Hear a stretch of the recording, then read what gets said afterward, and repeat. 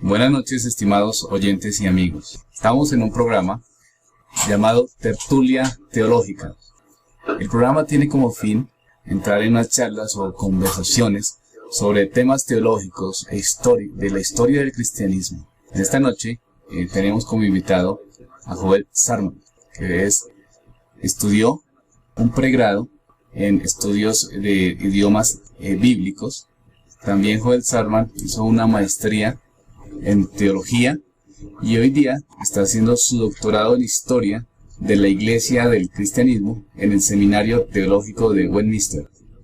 Joel ha tenido el deseo de compartir con nosotros muchas cosas de las que está aprendiendo, pero a modo de interacción, es decir, nosotros podemos estar interactuando con él nos va dando las enseñanzas, las vamos dialogando, y si alguna persona quiere hacer alguna pregunta, puede hacerlo con toda confianza.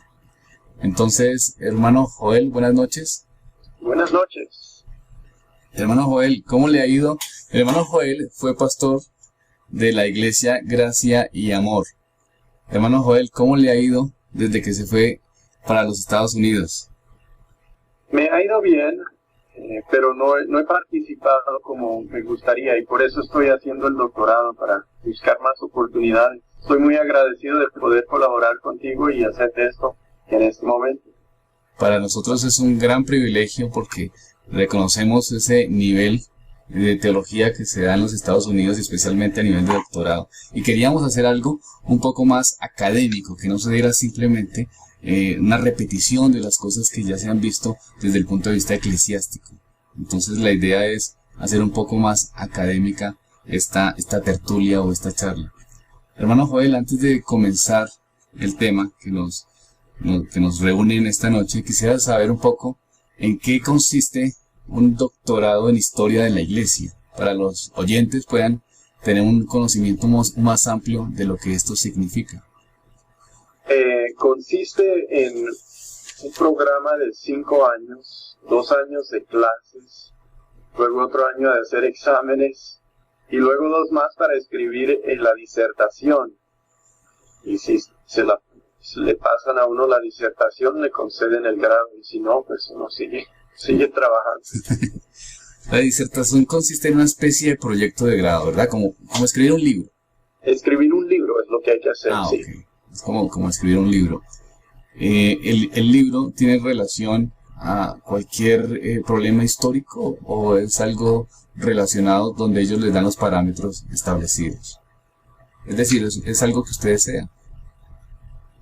Sí, pues uno tiene que, porque requiere tanto estudio, uno tiene que hacer algo que le interese, porque si no le interesa nunca lo va a acabar. Aquí los límites son determinados por la facultad, o sea, no manejan algo que sea fuera del siglo XVI y el siglo XVII. Sus especialidades son en la Reforma. El que a mí me enseña, él ha trabajado sobre Lutero y sobre John Owen. Entonces es experto sobre esos temas y es, o sea, el tiempo de la vida de ellos, de esos 2 siglos. Entonces voy a hacer algo en ese tiempo, esas son mis limitaciones. El proyecto tiene como fin, profundizar un poco en la historia del que usted seleccione, o tiene como fin darle algún tipo de aporte en la parte, académica. Es decir, ¿usted aporta algo actual o simplemente se repite cosas que ya se han dado? No. ¿Cuál es el fin? No. Sí, no permiten que uno simplemente repita algo. Hay que hacer un aporte, y hay que hacer un aporte a la conversación académica. O sea, es saber lo que están diciendo todos los demás que son expertos y contribuir a esa conversación. Muy bien, muy interesante, hermano Joel. Qué alegría que usted esté en esos estudios y que podamos interactuar, y que mientras que usted aprende, aprendamos juntos, ¿no? Sí. Entonces, hermano, empecemos con John Owen. Pero antes, entonces, para los que no conocen, John Owen es un puritano que ha escrito unos libros que han trascendido en el ambiente latino, como La mortificación del pecado, La gloria de Cristo y otros títulos similares. en nuestro contexto, John Owen, digamos, es reconocido por estos libros y más por su tradición puritana. Pero quisiéramos conocer un poco más de esto. La mayoría de nosotros solo sabemos las cosas que hemos leído de los libros, pero de pronto no hemos profundizado quién es, qué significa ser puritano, qué significa el contexto donde él estuvo viviendo y lo que aportó, cómo fue hijo de su época y de pronto qué falencias pudo haber tenido John Owen. Entonces, la idea de hoy es tener ese tipo de conversatorio. Hermano Joel, la propuesta de iniciar es, entonces, ¿qué es el puritanismo, no? Muy bien, sí, porque John Owen vivió de 1616, o sea que este año cumpliría 400 años, y murió en 1683. Y esos tiempos son tiempos muy importantes para los puritanos. Es el tiempo en que llegaron a tener su máxima influencia. Y después de ese tiempo lo perdieron. Y después de John Owen, en la verdad, no siguen habiendo puritanos. Entonces, ¿de dónde vienen los puritanos? ¿A qué se deben? La reforma en Inglaterra no fue igual a la reforma en otros países. En cada país tienen su énfasis y tienen su forma distinta de que se desarrolló la reforma. En Inglaterra, el tema ahí era que Enrique el VIII estaba casado con Caterina de Aragón. Caterina de Aragón era la hija de Isabel la Católica, que mandó a Colón con sus barcos a descubrir América. Caterina de Aragón había estado casada mucho tiempo con Enrique el VIII y no le daba un hijo, y él pues quería un hijo para que fuera rey. Entonces está buscando de ella un divorcio, y parte de eso es que Enrique el VIII creía que Dios lo estaba castigando con esta mujer y que era un castigo de Dios que no tenía un hijo, porque él era el rey y Dios le debía dar un hijo, y si no le estaba dando un hijo quizás estaba enojado con él, porque su esposa había estado casada con su hermano mayor, Arturo, que se murió, que iba a ser el rey, pero se murió y quedó Enrique, o Henry en inglés. Entonces él está pensando que algo está mal. Está buscando que el Papa le declare, le quite el matrimonio, le declare un divorcio, o lo anule, o le diga que no existió, que no era legal. Y el Papa no lo quiso hacer. Entonces él tomó la oportunidad también de como quitarle la iglesia al Papa en Roma, quitarle la iglesia de la parte de Inglaterra y decir que la iglesia dentro de sus fronteras era de Enrique el VIII, que él era la cabeza. En esa situación, varias personas del clero tomaron la oportunidad para reformar la iglesia a medida que tenían oportunidad. Enrique el VIII, la verdad, no quería ser más que un católico, solo que no quería ser un católico sin el Papa. Pero a medida que pasó el tiempo, algunos del clero lograron hacer unas reformas. Se murió Enrique, vino Eduardo, su hijo, que era en su tiempo de rey era un menor, no tenía muchos años. Entonces, como era joven, tenía entusiasmo, quería cosas radicales y nuevas, avanzó la reforma en Inglaterra. Joel, me surge una inquietud en este momento. Es decir, sí, la iglesia en Inglaterra comienza por un asunto netamente de conveniencia. Es decir, sí, no por una cuestión doctrinal, sino más bien por una política de la iglesia de Roma. Ahora, si se comienza de esta manera, si se arranca entonces la iglesia en Inglaterra, mi pregunta es, ¿por qué no hubo oposición del clero católico en contra de la decisión de Enrique VIII? Sí la hubo. Así la hubo. O sea, están entre ellos divididos. Hay quienes quieren reforma y ellos son más radicales, y hay los que no quieren reforma y ellos son obviamente más conservadores, quieren conservar lo que tienen. Entonces están luchando, y la oportunidad que la política les provee, avanzan cada lado lo suyo. Lo que pasa es que la persona en el clero que se vuelve el arzobispo más importante se va volviendo lo que es el arzobispo de, ¿cómo se dice en español? Canterbury. No me acuerdo cómo se traduce, pero el arzobispo mayor en Inglaterra, que es como el papa de la iglesia de ellos. Sí.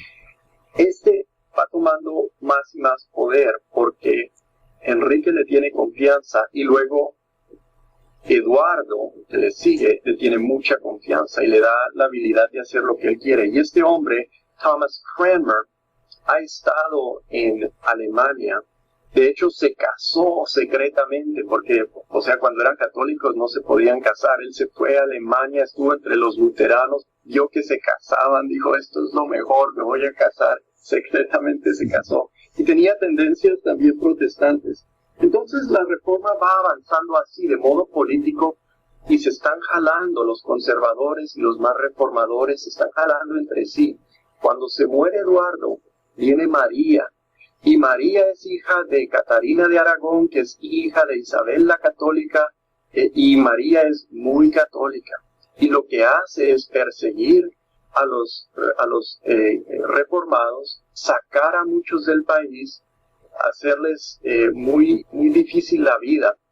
Y unos se van y ven la reforma en el continente, salen de Inglaterra, viven en Frankfurt y otros lugares en Alemania, ven cómo es la reforma, y cuando se muere María, que es católica, que persigue a los protestantes, ellos regresan con mucha esperanza de cambiar la iglesia.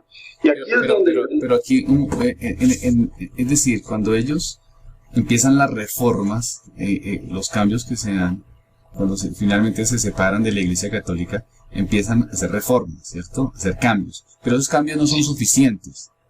Son cambios, digamos, de acuerdo hasta ciertos límites.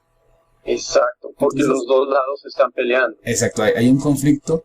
Entonces, digamos, ¿hasta qué punto, antes de que venga lo que el hermano nos va a explicar, hasta qué punto avanzaron ellos en la reforma? Es decir, qué cambios hicieron, qué reconocieron, qué no reconocieron eclesiásticamente, o solamente fue una negación del Papa y continuaron el resto de sus cultos y de su forma de pensar doctrinal, o si habían cambios que hicieron profundos antes de que llegara el resto.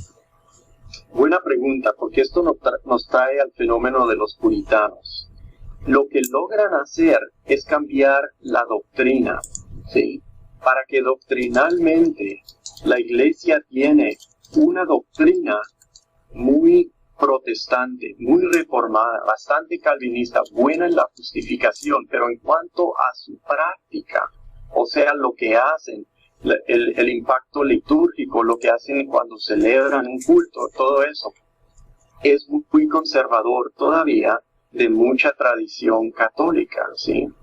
Lo que quiere hacer la reina que sigue después de María, que es la reina Elizabeth, es, ella quiere que tengan una iglesia que es inglesa, que no sea como nadie más, pero que sea de Inglaterra e inglesa. Entonces ella toma esa teología protestante y toma esa forma de hacer lo que es más litúrgico, más católico, y los mezcla para tener algo que nadie más tiene. Y eso es lo que no les gusta a los puritanos. Ellos les gusta mucho la doctrina, están de acuerdo con eso, pero no quieren conformarse a lo que es el rito. Y ellos, el rito está explicado, expuesto en el libro de la oración, el libro común de la oración, creo que se dice, Book of Common Prayer. Y entonces la reina y los que tienen poder quieren que todos se conformen a la doctrina y la práctica que está en ese libro. Y la doctrina está muy bien, pero la práctica es la que molesta al puritano. Y les llaman puritanos porque quieren purificar la adoración de la iglesia, quieren seguir la reforma un poco más. Y se da por la situación que existe en Inglaterra, que poco a poco se van reformando, pero no suficiente. O sea, que vamos viendo que el problema de la mezcla de criterios a conveniencia no es algo nuevo. Es decir, No. en este momento histórico podemos ver cómo la reforma también está avanzando en Latinoamérica particularmente, pero a veces vemos que hay una mezcla de criterios. Entonces algunas personas dicen, bueno, yo creo que estas cosas de la reforma sí me funcionan, sí son aplicables para mí, lo puedo aplicar en la iglesia, pero estas otras no. Entonces creo que en este caso era algo muy parecido, ¿verdad? Entonces decían, listo, estas cosas sí, estas cosas de pronto no, de pronto lo que más me convenga. Me parece bien la parte doctrinal, pero me parece que la liturgia la tengo que llevar de acuerdo al catolicismo. Entonces digamos que el regulador ahí no es necesariamente las escrituras, sino lo que a mí me parece o lo que me conviene. Algo muy parecido de lo que está sucediendo en nuestro país, que a veces las iglesias reformadas están asimilando, están creciendo de hecho, pero hay un revuelto y no se identifica con claridad quién es quién. Entonces, quién es reformado, quién es carismático, quién es continuista, quién es cesacionista, quién cree en esto, quién cree en lo otro. Entonces se genera una cantidad de mezclas que al final lo que hace es generar confusión. Hermano Joel, alguien de nuestros oyentes nos hace una pregunta, la siguiente. ¿Elizabeth y su madre, Ana Bolena, eran creyentes de verdad? Es decir, ¿eran evangélicos, cristianos? La verdad, no sé si lo fueran.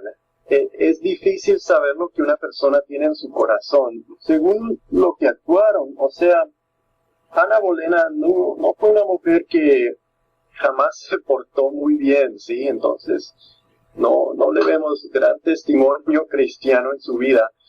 Elizabeth, es difícil saber. Es difícil con los reyes y las reinas porque tienen que gobernar y la cara pública que ponen, pues es la de su gobierno y no tanto de su persona privada, si se puede decir así. Entonces no sé si se puede responder en cuanto a eso. Aunque ella sí, lo que es sorprendente es cuánto se involucraban algunos de ellos en los asuntos de la iglesia. Enrique VIII escribió todo un libro contra Lutero y su visión de la Santa Cena. También sabemos que Elizabeth se metió en controversias con el clero porque no querían que hicieran esto, si quería que hicieran lo otro. Entonces se metió algo en la teología, pero que cuánto creía es difícil decir. Otra pregunta de John, uno de nuestros oyentes, la siguiente. A Enrique, ¿cuál fue la motivación de Enrique? Parte de la motivación de Enrique es que el Papa tenía mucho poder en su país, ¿sí? Y hay que recordar que los países no tenían, o sea, estaban todos dentro de la iglesia. Al final de las edades medias, todos estos países europeos tenían la misma religión, estaban dentro de la iglesia. Que se apartaran es algo nuevo. Y el Papa tenía mucho poder porque él ponía los obispos. Los obispos controlaban mucho del territorio inglés y entonces ellos recogían los impuestos. Y para que Enrique VIII recogiera sus impuestos para hacer sus guerras, para gastar mucha plata, que el rey siempre es bueno para eso, él necesitaba que estos obispos que ponía el Papa le colaboraran. Eso le daba mucho poder al Papa. Y eso es algo que a Enrique no le gustaba. Y por eso él cambió también las cosas. Se hizo a sí mismo cabeza. Entonces los impuestos llegan directamente. Nadie le tiene que estar diciendo que el Papa dice que sí o que no. Y él puede controlar toda esa parte. Y no tener gente que esté en contra de él. Otra pregunta. ¿Qué tipo de gobierno queda en Inglaterra en el ambiente eclesiástico? ¿Cómo es el tipo de gobierno en el ambiente eclesiástico en Inglaterra? Sí, esa es una buena pregunta que nos lleva hacia John Owen, porque fue para él uno de los temas importantes. Entonces el gobierno eclesiástico sigue siendo en el tiempo de Elizabeth episcopal. Ella se muere y no tiene hijos, obviamente, porque ella nunca se casó.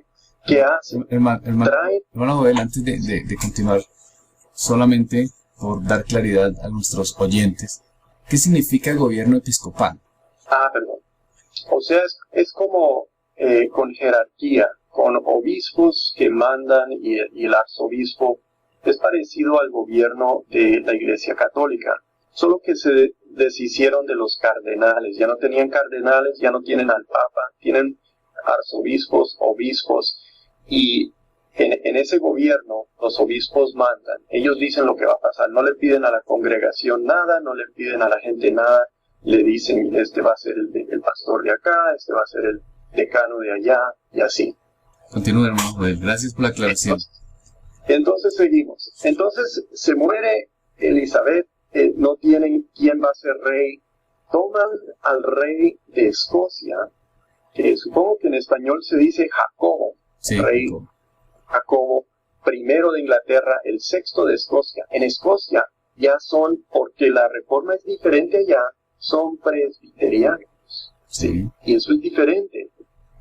Entonces, los puritanos se animan mucho cuando llega Jacobo I, porque dicen, mire, este hombre es de Escocia, allá todos son presbiterianos, él va a traer esta forma presbiteriana que es más cerca a lo que nosotros creemos a nuestro país. Pero resulta que Jacobo I, aunque sabía bien del presbiterianismo, a él le interesaba mantener en Inglaterra la forma episcopal, con obispos y todo eso, porque esa jerarquía era más fácil para controlar. Le convenía al monarca tener ese tipo de jerarquía, porque él estaba encima de la jerarquía. Era el máximo en la iglesia, él mandaba y mandaba a través de los arzobispos. Hermano Joel, por WhatsApp me llega una pregunta, y es la siguiente. ¿Qué diferencia hay entre el gobierno episcopal y el gobierno presbiteriano? Ok, buena pregunta. Entonces, en el gobierno episcopal mandan los obispos. En el gobierno presbiteriano hay participación de la congregación, pero es un sistema de tener una sola iglesia en todo un territorio, porque los líderes de la iglesia se reúnen en consejos, por decirlo así, los pastores tienen un consejo, digamos que todos los pastores de las iglesias presbiterianas de Bogotá se reúnen en un consejo y ahí hacen decisiones y manejan cosas. En el gobierno presbiteriano, la congregación tiene una parte, pero no es tan grande como en el gobierno bautista o congregacionalista. Entonces, tienen una poquita parte más, pero todavía están mandando también los líderes. Es decir, pero el presbiterio manda, digamos, el presbiterio son las organizaciones, las iglesias asociadas, forma un presbiterio con cada pastor de cada iglesia, ¿verdad? Así es. Y por ejemplo, el cambio de pastor, decisiones eclesiásticas, esas decisiones se toman dentro del presbiterio. Tienen que ir a través del presbiterio, pero la congregación también participa en la parte de recibir un pastor o de seleccionar un pastor. El sistema presbiteriano da un poco más de igualdad, o sea, no es tanta jerarquía como en la forma episcopal.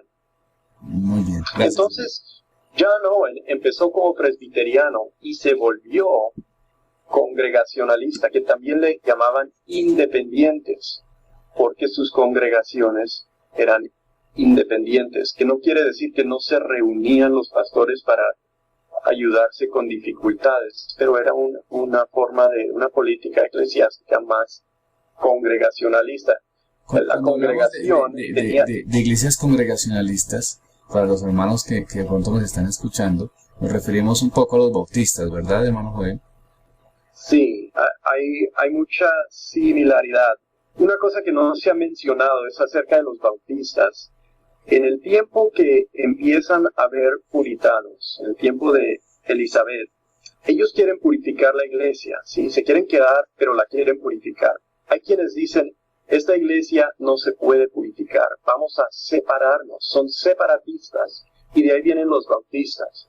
porque ellos dicen, no vamos a tener iglesia nacional, vamos a tener una iglesia de miembros regenerados con disciplina correcta, y de ahí vienen los bautistas, de estos separatistas. En todo este tiempo están haciendo también lo que es la política bautista. El congregacionalista tiene algo muy parecido.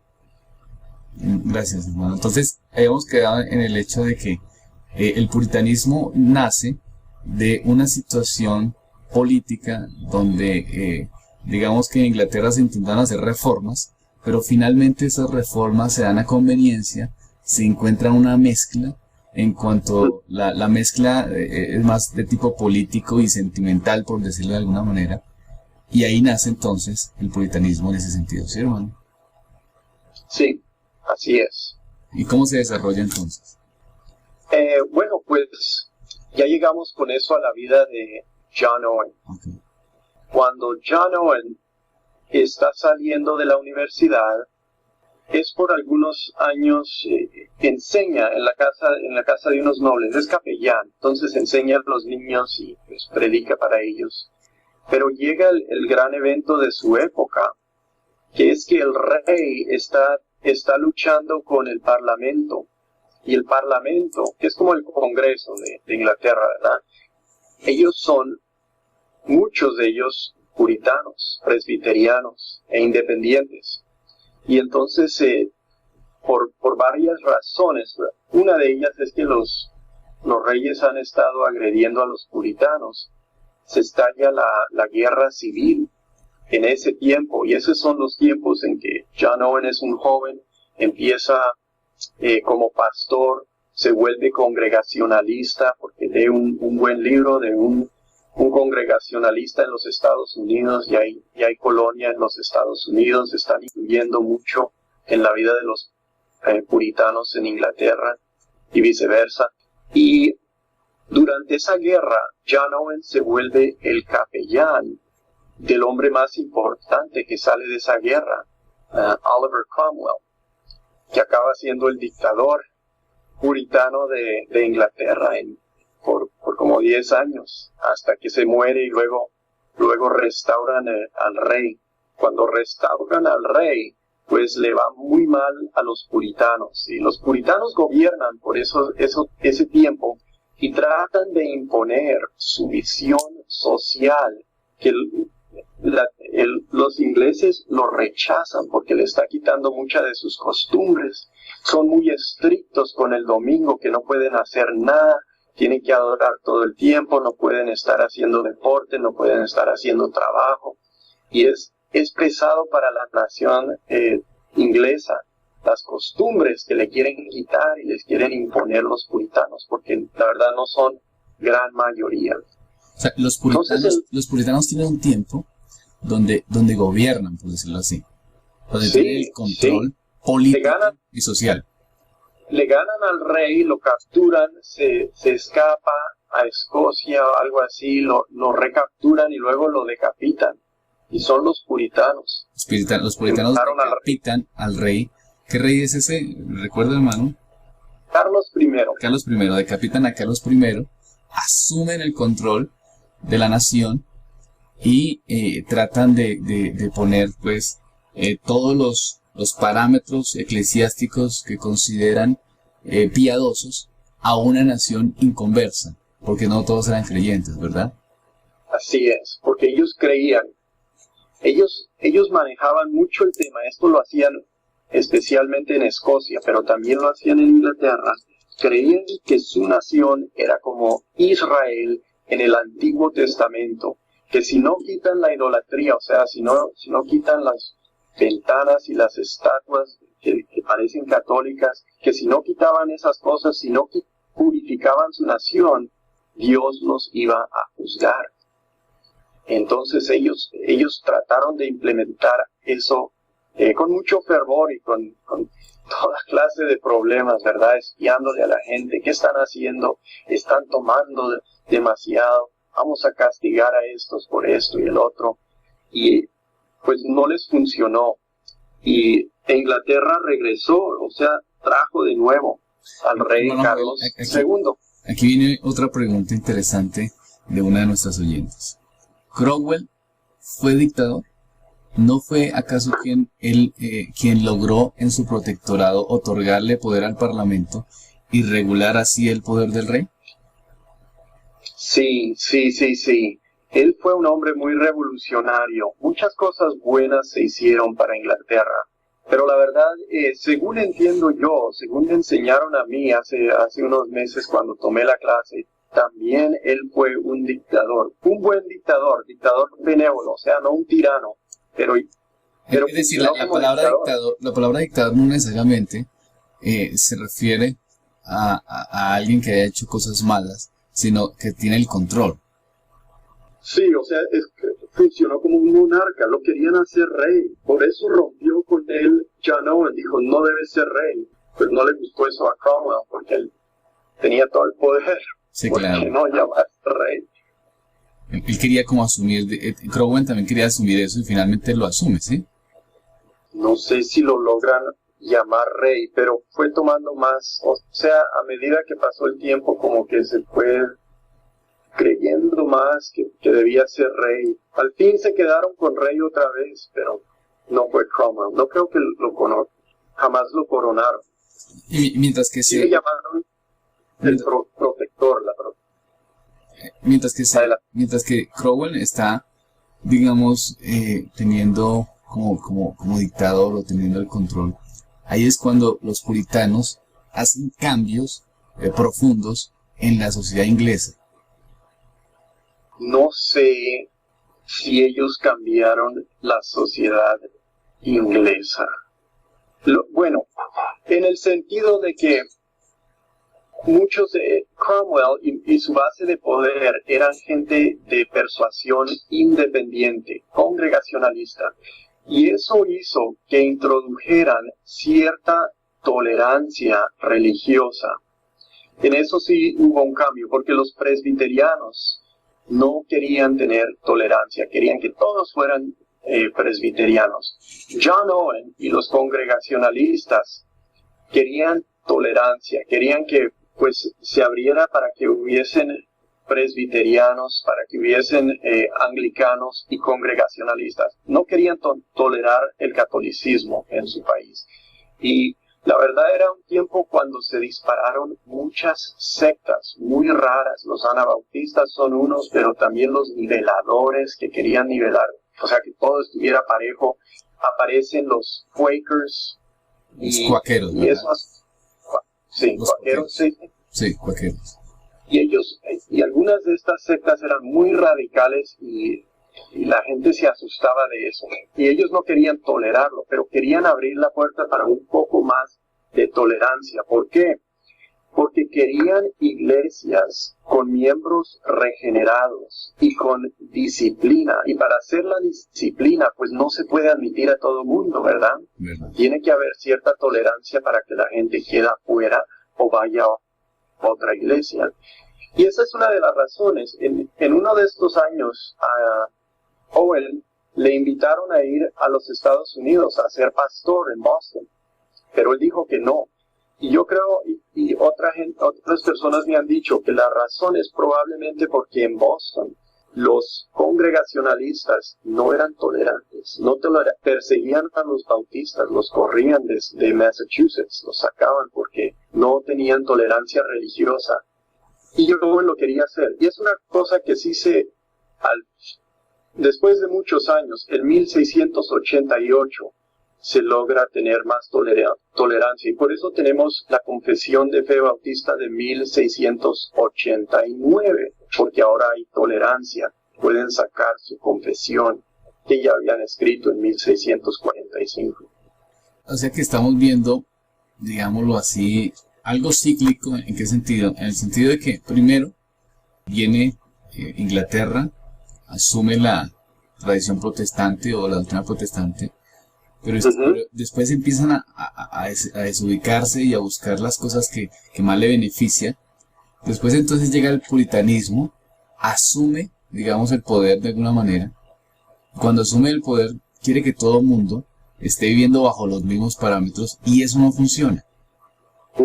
No funciona, ¿por qué? Porque digamos que está al extremo de alguna manera llevar las cosas sin a la luz de las escrituras, sino de acuerdo a lo que cada uno le parezca, de acuerdo a sus sentimientos, sus emociones, como estaba manejando inicialmente.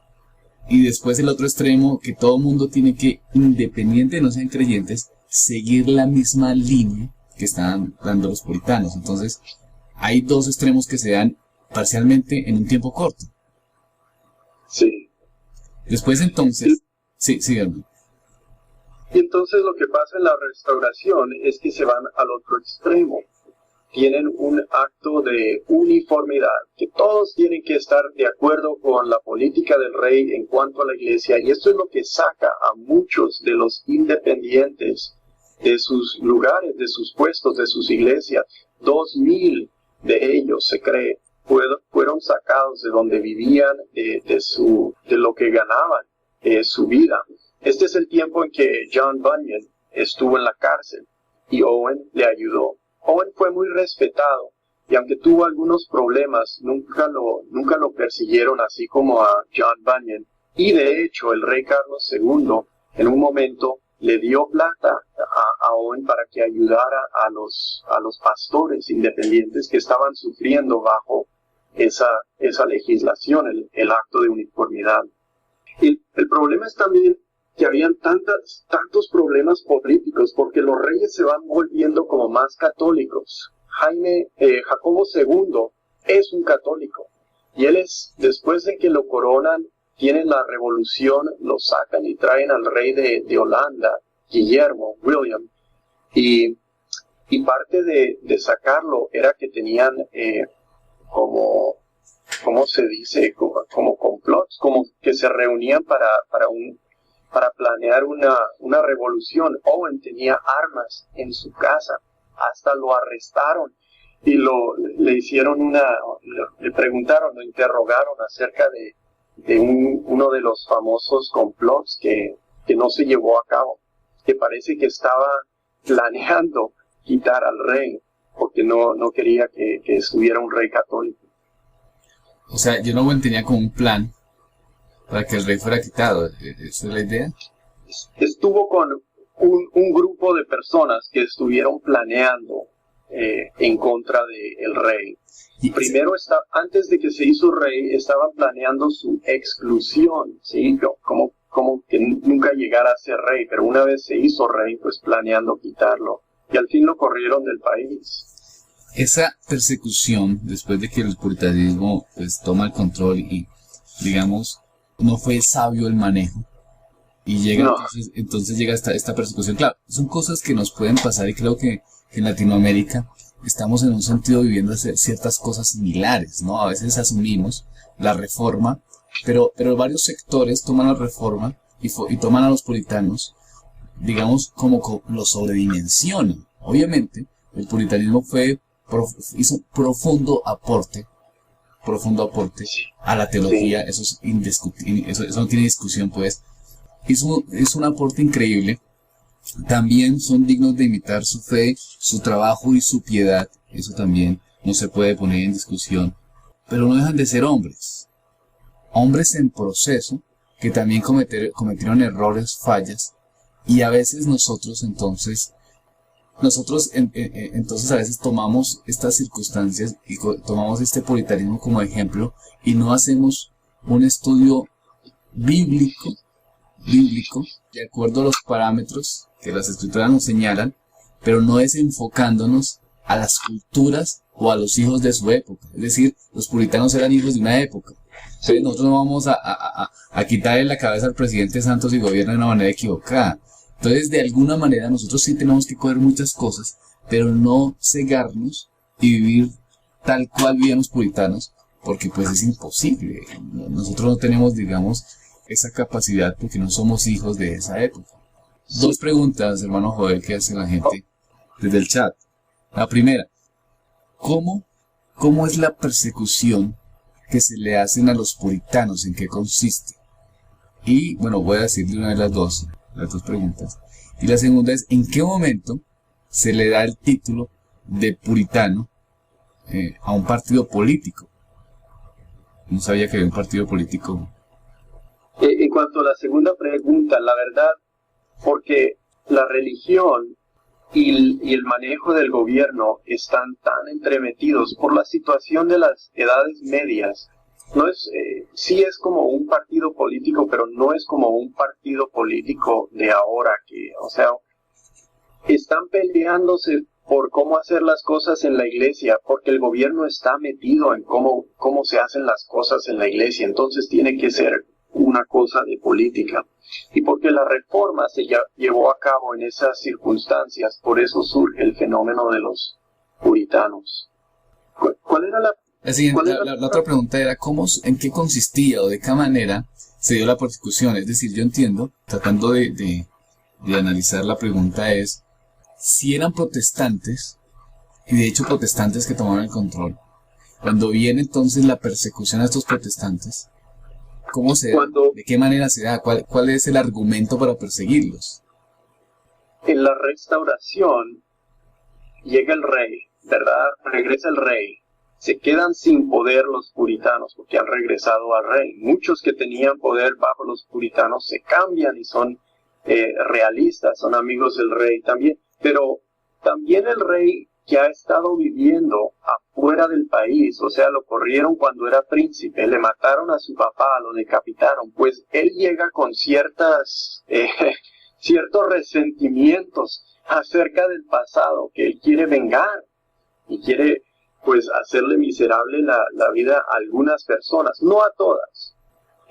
Entonces hace lo que puede para que ellos no vivan bien.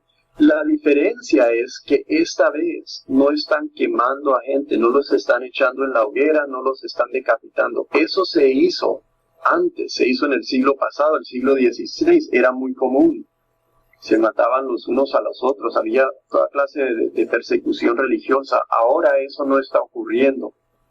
Muchos huyen algunos, no todos, huyen de Inglaterra y se van a los Estados Unidos, a la Nueva Inglaterra, que ahí todavía pueden ser puritanos. Hay varias colonias donde pueden vivir, unas tienen tolerancia religiosa, otras no, entonces pueden escoger. Pero los que se quedan los persiguen sacándolo. Por ejemplo, en una iglesia, el pastor no necesariamente le paga la congregación. La iglesia todavía, la plata viene a través del gobierno, que recoge los diezmos y recoge los impuestos y lo distribuye. Entonces el rey puede decir, no le vamos a pagar a este pastor, no le vamos a pagar a este pastor, no le vamos a pagar a este de aquí. Y así los pueden perseguir. O sea, es una presión de tipo más político, económico, sí, pero no, digamos, ya no hay masacres, ya no hay muertes, ya no los, digamos, no los queman, no les quitan la cabeza, sino es más... Sí los meten en la cárcel, sí, a John Bunyan eso le pasó, por seguir predicando cuando el rey le dijo, no tienes licencia para predicar. Exacto, entonces ya es un enfoque, una persecución, pero ya es un enfoque diferente en esta persecución, pues precisamente porque de todas maneras hay una tradición ahí, ¿no? Y hay un cambio a la reforma, ya digamos que se sienten identificados con parámetros reformados, y ya los puritanos de todas maneras habían estado un tiempo, y supongo que habían gozado de respeto, ¿no? Por muchas personas habían gozado de algún respeto, entonces no se podía coger tampoco a eliminarlos o a matarlos como una cruda persecución como en el siglo anterior, supongo yo. Sí. Eso lo temían mucho, porque vieron que se hizo en Francia. Entonces, ese también es el temor que tenían personas como John Owen de que recibieran un monarca otra vez católico, porque habían tenido libertad, estaban mezclados los protestantes y los católicos en Francia. Y luego, en la masacre del día de San Bartolomé, mataron a los protestantes, entonces tenían ese temor que se disparara eso otra vez, pero no se llevó eso, a eso no llegó en Inglaterra. Hasta ese punto. Hermano Joel, se nos está acabando el tiempo. Quisiera que mantuviéramos hasta ahí lo que aprendimos, lo que el hermano nos ha explicado y lo que hemos socializado, y teniendo en cuenta que esa es la dinámica histórica. Esto es lo importante y lo bueno de que es un Dios en la historia. Dios obra en la historia, no como las maneras simples que nosotros lo pensamos. A veces nosotros creemos que el asunto es solamente de buenos y malos. Todos los buenos, todos los malos, y así de sencillo, idealizamos circunstancias, idealizamos hechos. Pero aquí la realidad es que son hombres comunes, en las manos de un Dios grande, en las manos de un Dios poderoso, y Dios va obrando en la historia y preserva su iglesia. Es algo así que tenemos que tener en cuenta. Hermanos oyentes, amigos, si tienen alguna pregunta, podemos responderla. Si quieren escribir algo, estamos a la orden. Ya vamos a terminar, faltan unos 2-3 minutos. Mientras tanto, quiero agradecerle al hermano Joel por su participación. ¿Cómo se sintió, hermano Joel? Bien, me gustó. Qué bueno que podamos hacer eso. Ojalá ha servido para algo. Creo que sí. Hay un buen grupo de personas que nos están escuchando. Hay personas que nos han... Son buenas preguntas. Exacto, hay buenas preguntas que han mandado ya sea por el chat, y algunas preguntas también las han mandado por el WhatsApp personal. Y veo que es interesante el tema. Las personas lo están escuchando y lo importante es que podemos tener un panorama un poco más amplio de la realidad histórica y cómo Dios obra en esa realidad histórica. Alguien aquí, la hermana Claudia, concluye lo siguiente. Podemos concluir con respecto al aporte de los puritanos en su paso por el Parlamento fue el regular el poder del rey, cimientos importantes de lo que después sería la democracia. Es una buena pregunta. No sé, porque eso es más historia de la política que en la que pues no me he enterado. Así que no sé cómo responder. Es una buena pregunta, es algo muy interesante, pero no sabría decirle de un modo u otro cómo es la situación.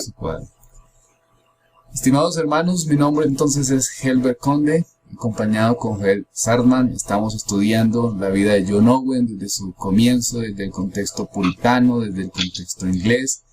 Les pedimos que nos sigan acompañando. Es Dios obrando en la historia y estamos haciéndolo desde una tertulia, desde una charla teológica, sin mayor pretensión que aprender. Que Dios los bendiga y estamos entonces en contacto.